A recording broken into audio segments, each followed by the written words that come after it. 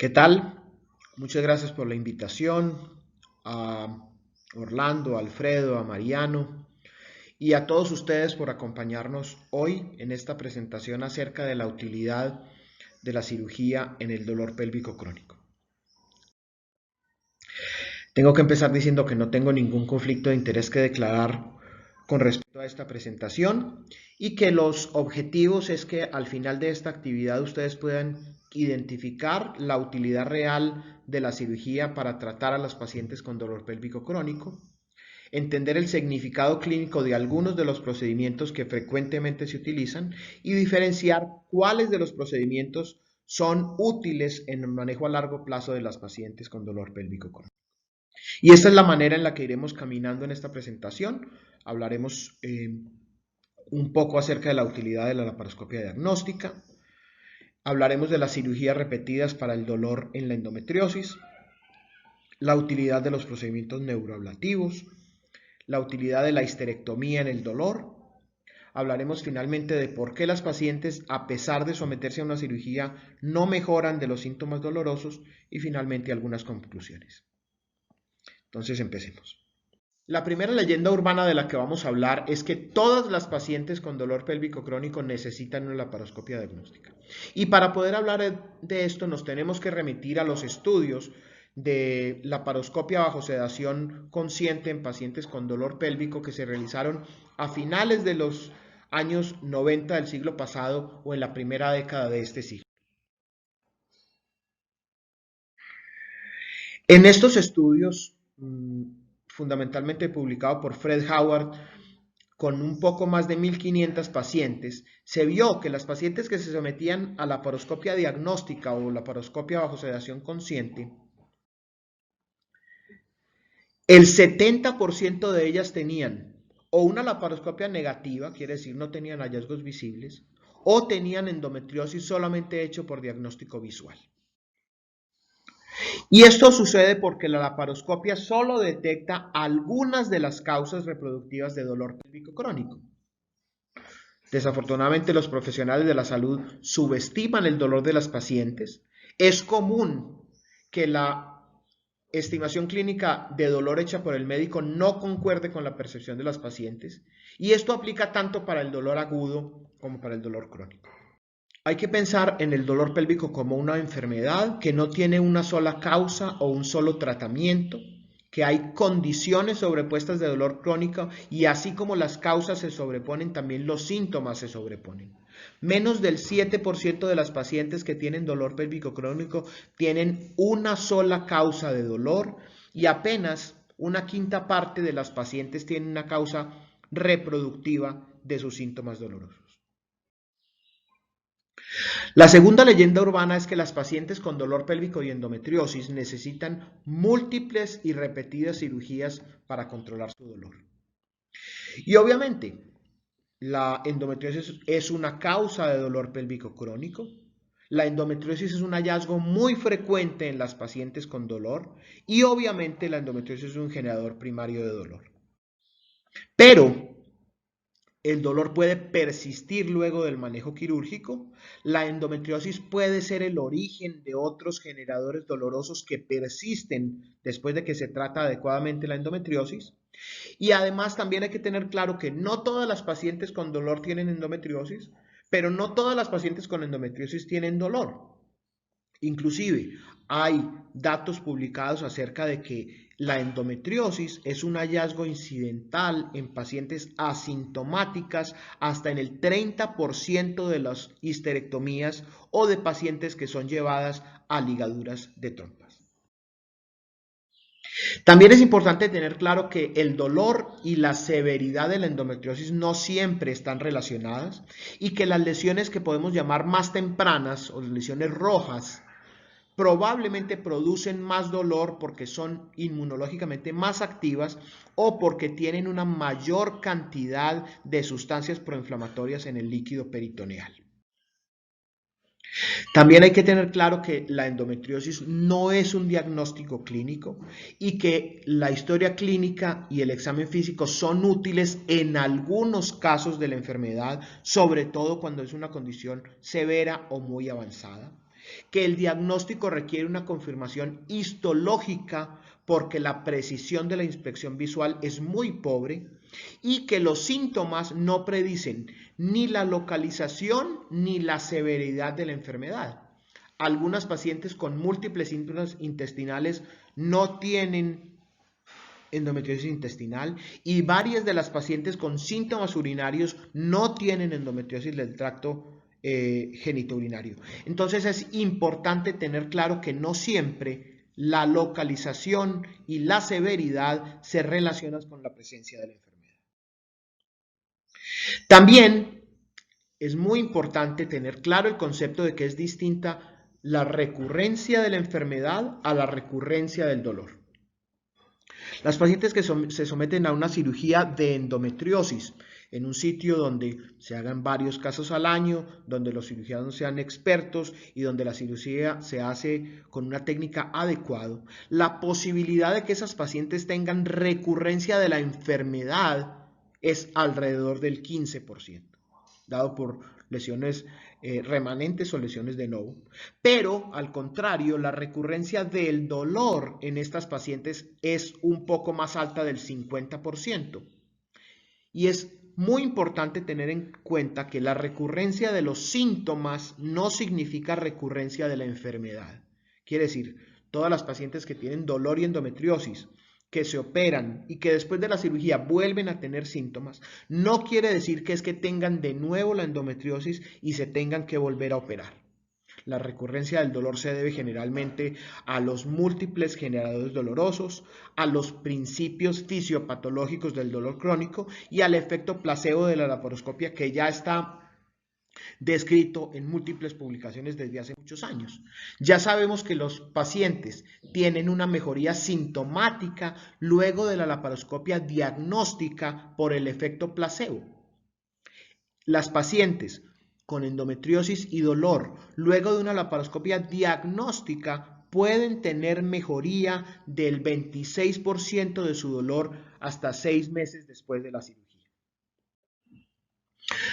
Otro concepto que también es muy importante es que la endometriosis no es típicamente una enfermedad progresiva. Es importante tener claro que las pacientes con endometriosis peritoneal no progresan de un estado 1 a una endometriosis estado 2, luego estado 3 y luego un estado 4 y una endometriosis infiltrativa profunda del intestino. Eso no es una progresión lineal. En estas publicaciones vemos cómo las pacientes que se sometieron a una primera laparoscopia y luego a un second loop, el 30% de estas pacientes tenían progresión de la severidad de la enfermedad. Por lo tanto, si el 30% tenían progresión, esto quiere decir que el 70% restante tenían una enfermedad estable e inclusive menos severa en la segunda laparoscopia. Por lo tanto, si su única arma para tratar la endometriosis y el dolor es la cirugía, 50% de sus pacientes no van a mejorar. Y el otro 50% después de la cirugía no van a estar libres de dolor. Y por eso tenemos que tener claro el concepto de que es distinto el tratamiento dolor específico al tratamiento enfermedad específico. Cuando usted se aproxima a las pacientes con dolor pélvico crónico, a través de un esquema puramente enfermedad específico, va a dejar a muchas pacientes con importante dolor persistente posoperatorio porque puede dejar múltiples componentes del dolor sin tratamiento y por esa razón es muy importante considerar siempre la aproximación no solamente enfermedad específica, sino también la aproximación dolor específica en las pacientes con dolor pélvico crónico. Y entonces, finalmente, ¿qué necesitan las pacientes con dolor pélvico crónico asociado a la endometriosis? Pues necesitan un diagnóstico completo que incluya todos los generadores dolorosos, necesitan algunas de ellas tratamiento quirúrgico, pero además necesitan tratamiento médico pre y posoperatorio que incluye el tratamiento específico de la endometriosis con manejo hormonal convencional, pero también la adición de medicamentos de acción central para manejar la sensibilización y las terapias intra e interdisciplinaria individualizada que incluyen bloqueos nerviosos, terapia cognitivo-conductual, otros medicamentos, la fisioterapia, algunas terapias alternativas, pero todas individualizando la aproximación multidisciplinaria, pero también inter e intradisciplinaria que prevenga la transición del dolor agudo al dolor crónico. Las pacientes con dolor pélvico crónico asociado a la endometriosis deben ser llevadas a una sola cirugía y este concepto es muy importante. Las pacientes con endometriosis no se deben someter a cirugías repetidas. Las pacientes necesitan un enfoque clínico diagnóstico adecuado que incluya la historia clínica y el examen físico y las herramientas diagnósticas necesarias. Además, un adecuado equipo clínico asistencial que completen el diagnóstico, que incluyan todos los generadores dolorosos, no solamente la endometriosis, y que el equipo que vaya a realizar la cirugía esté bien entrenado y que haga un número adecuado de casos al año. Y la primera cirugía es crucial para completar el diagnóstico y para el pronóstico de la paciente en el largo término. Con respecto a las cirugías de endometriosis, vamos a hablar primero de la endometriosis peritoneal y cuál es el mejor tipo de cirugía para controlar los síntomas, si la escisión o la ablación. Los estudios clínicos controlados que están publicados, inicialmente el más importante, el del grupo australiano de la doctora Healy, demostró que en términos de dolor, la escisión y la ablación son muy similares. La única diferencia está en la dispareunia, sobre todo en el seguimiento después de 60 meses. Y la ventaja de la escisión sobre la ablación es que además del efecto directo sobre la dispareunia a largo plazo, sirve primero para obtener una muestra para completar el diagnóstico patológico de la enfermedad, pero también nos permite hacer las resecciones completas de las lesiones y asegurarnos de que no sean solamente lesiones superficiales, sino que en las pacientes que hay lesiones profundas, resequemos toda la enfermedad y evitemos las lesiones de los órganos subyacentes. Con respecto a las pacientes que tienen dolor pélvico crónico y endometrioma, ya está publicado que las pacientes mejoran mucho más con la escisión que con la fenestración o ablación de los endometriomas. Es importante, obviamente, a las pacientes que van a ser sometidas a cirugía, discutir el efecto que tiene esta aproximación quirúrgica sobre la reserva ovárica. Con respecto a endometriosis profunda y dolor pélvico crónico, también sabemos que la cirugía mejora significativamente no solamente la salud física y mental, sino también los roles emocionales y funcionales de estas pacientes. Hay datos que demuestran que mientras más severa es la enfermedad profunda, más alivio se obtiene después de la cirugía. Pero incluso pacientes que se someten a una cirugía completa, que no tienen complicaciones, pueden tener una tasa de recidiva que puede estar alrededor del 60% a 36 meses. Esto debido a que no se manejan todos los generadores dolorosos, a los fenómenos inflamatorios posoperatorios o a la disfunción significativa que tiene el abordaje oncológico de las pacientes con enfermedad muy severa. Del tercer grupo del que vamos a hablar es de los pacientes que se someten a procedimientos neuroablativos para el dolor pélvico crónico. Con respecto a los procedimientos neuroablativos, probablemente los dos que quedan son la luna y la neurectomía presacra. Si alguno de ustedes todavía hace luna, mi recomendación es que no la hagan más. Ya tenemos suficientes estudios publicados, incluidos estudios clínicos controlados de muy buena calidad, que demuestran que las pacientes que se someten a la ablación de los nervios uterosacros por laparoscopia no alivian el dolor pélvico crónico ni mejoran su calidad de vida y por lo tanto probablemente la neurectomía presacra es el único procedimiento que queda en el arsenal terapéutico actual.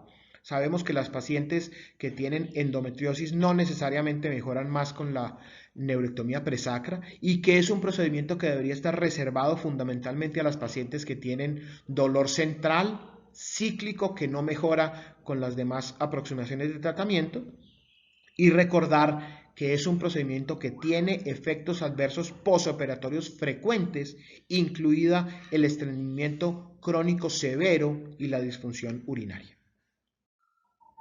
La siguiente leyenda urbana es que la histerectomía es la solución definitiva para el manejo del dolor pélvico crónico. Y la histerectomía sabemos que es un procedimiento que frecuentemente se usa para tratar el dolor pélvico crónico asociado a la endometriosis, sea que la paciente la tenga o no la tenga. Muchas veces se les dice a las pacientes que yo sé que usted tiene endometriosis, lo que pasa es que ninguno de los otros cirujanos la ha visto y yo sí se la voy a poder resecar durante la histerectomía. También está indicada en pacientes con dolor pélvico asociado a otras patologías. Se usa en las pacientes que no tienen una causa conocida del dolor pélvico crónico, luego de múltiples cirugías fallidas para dolor pélvico crónico o cuando todas las demás opciones han fallado. Y es muy interesante ver cómo este estudio que publicó la Universidad de Michigan, la doctora Susie Asani, ya hace algunos años, demostró que entre un poco más de 3.700 pacientes que fueron llevadas a cirugía por dolor pélvico crónico, a histerectomía por dolor pélvico crónico, menos de una cuarta parte de estas pacientes tuvo diagnóstico definitivo de endometriosis, exactamente el 21.4%. Quiere decir que es muy frecuente que las pacientes que son llevadas a histerectomía no tengan un útero anormal después de operarse por dolor pélvico crónico. Y obviamente, la mayoría de las pacientes están satisfechas. La mayoría de las pacientes que se hacen una histerectomía por dolor mejoran. 70 o 80% tienen mejoría sintomática, 50% reportan mejoría de la función y 60% tienen mejoría de la dispareunia. Pero no todo es un cuento de hadas. Este es un procedimiento que tiene riesgos de morbimortalidad. Las pacientes tienen pérdida definitiva de la fertilidad, tienen un riesgo significativo de dolor persistente. 25% tienen dolor crónico posoperatorio y entre el 5 y el 15% de las pacientes tienen un dolor nuevo o más severo del que tenían antes de la cirugía. Y estos son los factores asociados a que las pacientes que tienen dolor pélvico crónico y se hagan una histerectomía tengan dolor pélvico persistente.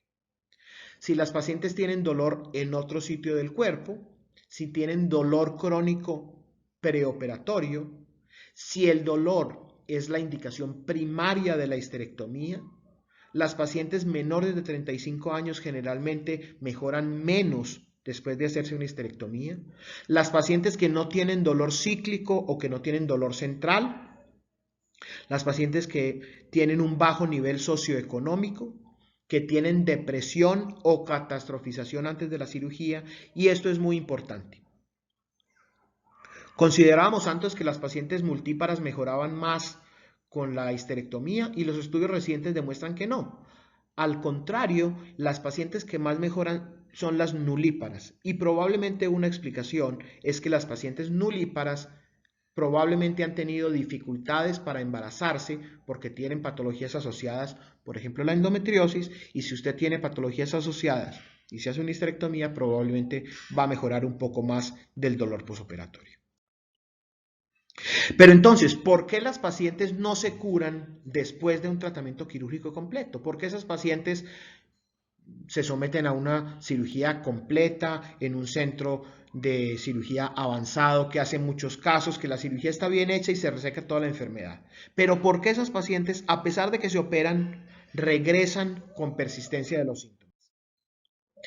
¿Qué es lo que falta? ¿Será que fracasó el procedimiento o lo que fracasó fue el diagnóstico y no se hizo la aproximación de los otros generadores dolorosos? ¿Será que estas pacientes ya tienen cambios centrales y periféricos, no solamente estructurales y funcionales, que les producen dolor central?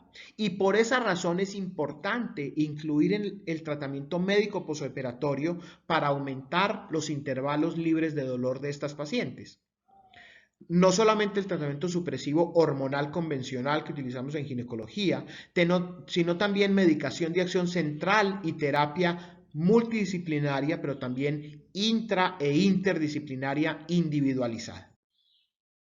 Esta es una explicación muy sencilla, pero muy clara con respecto a cuál es la manera en que los generadores dolorosos periféricos producen cambios no solamente estructurales, sino funcionales en el sistema nervioso central.